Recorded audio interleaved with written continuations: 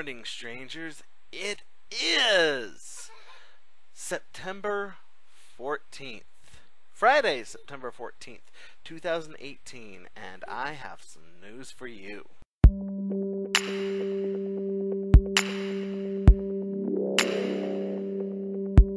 Alright, so I have a little guest today. What's your name? And how old are you? Oh, what are you? Are you 4? And this little thing right here is not why I'm going to be focusing on, or what I'm going to be focusing on today. Because my wife and I got a new car. And I'm going to be putting some pictures at the end of the video. But I wanted to, bless you, I wanted to go over a few of my car stories because I have quite a few. Now, the reason that we need 2 cars is because, well, both of us work, and the public transit in the United States, or at least most of the United States, especially this part, really sucks. Bless you. Someone's being silly. Anyway, yeah, so the public transit systems for Utah are terrible.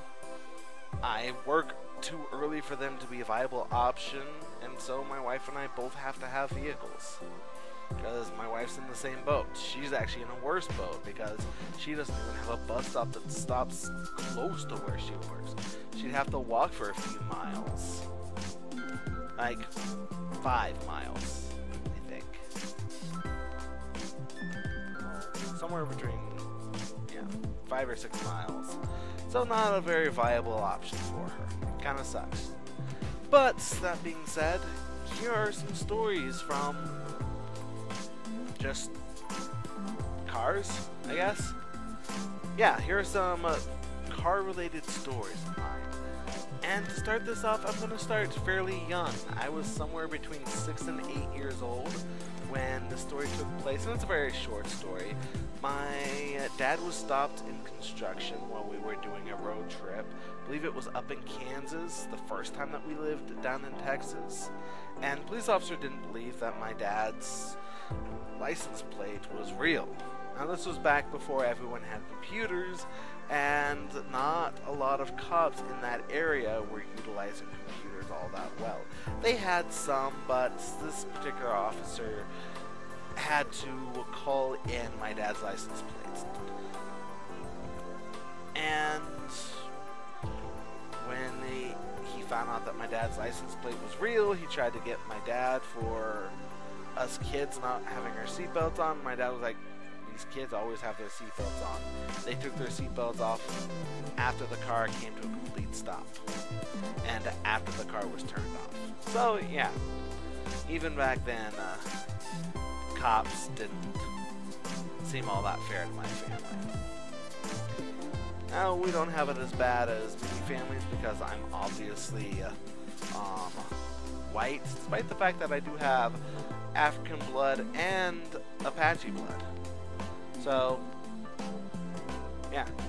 Anyway, next story. So, the second story in here is going to be fairly short as well. I actually took 3 attempts to get my driver's license. When I was living up in Kansas, we didn't have a very strong structure around driving tests. I was already 19. I didn't have a driver's license, but my grandparents thought I should get one. And so I got one. It took me 3 attempts. I failed the written test once, came back the next day, passed the written test, and failed the driving test, and then the next day I passed the driving test. Although the person conducting my test said that I was less confident the second day.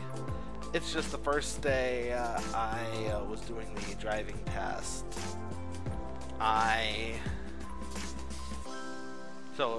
Actually the second day, by second day I mean third day, but on the first day that I took the driving test, I was really confident, but I just went too fast.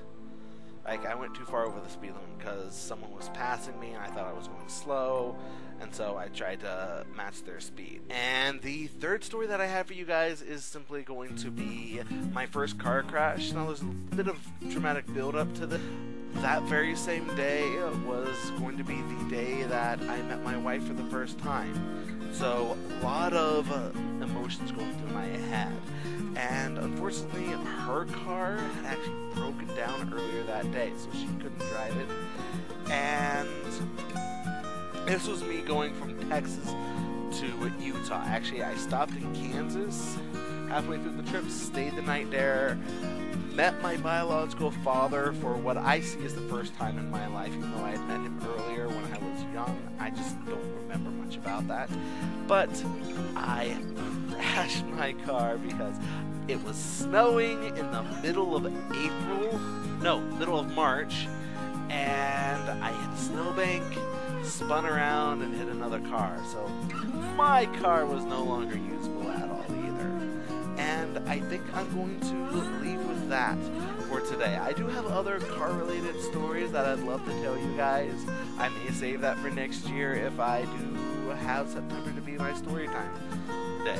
Storytime September. But anyway, we will see Patrick tomorrow, and I will see all of you guys next week in all of your videos. And you'll see me next week.